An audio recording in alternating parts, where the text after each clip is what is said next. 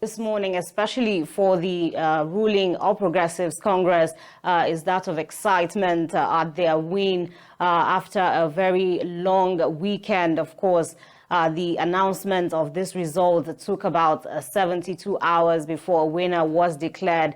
And so to finally hear that Bola Tinubu had been declared the winner of this election, it's been a celebration at the camp of the All Progressives Congress. But on the other side, that's the opposition, the People's Democratic Party, the Labour Party, and the other candidates that contested for president in this election. They're crying foul, saying that there were discrepancies with the numbers that came in, and the use of the technology in this election was not what the Independent National Electoral Commission promised. So it's been mixed reactions across the various camps in this election. Yeah, well, let's talk a little bit about the president-elect nonetheless, and then we'll get into some of the contestations. Bola Tinubu, what do we know about him and his political career?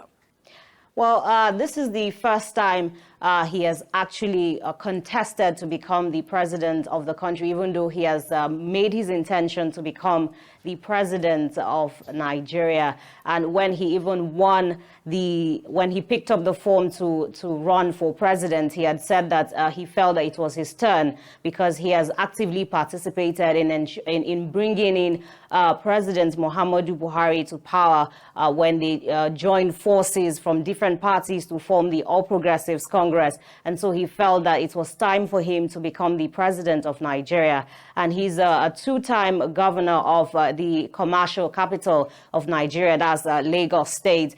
He served there for about 8 years, and he has said that he believes that his experience in Lagos State has prepared him for leading Nigeria to to becoming a better country, and he has promised economic reforms to fight insecurity and some of the other challenges that the country is facing.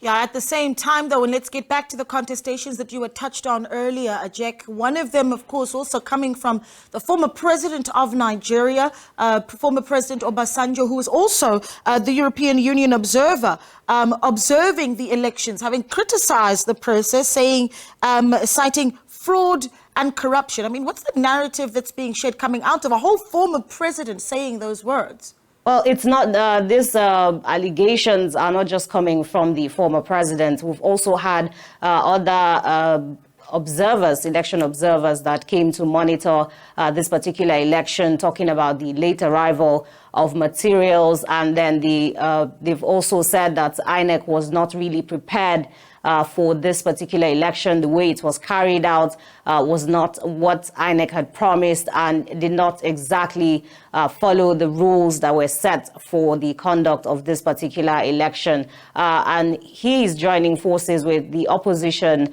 political agents who have called for the cancellation of results, especially in places where they felt that the results did not add up with what their agents had at the polling unit, which was the first point that the results were being collated before they moved to the local government level and then the state before they got to the National Coalition Center. However, the Election Commission has insisted that the numbers that it has is what Nigerians should refer to and not look at the numbers that they're seeing either on social media or elsewhere.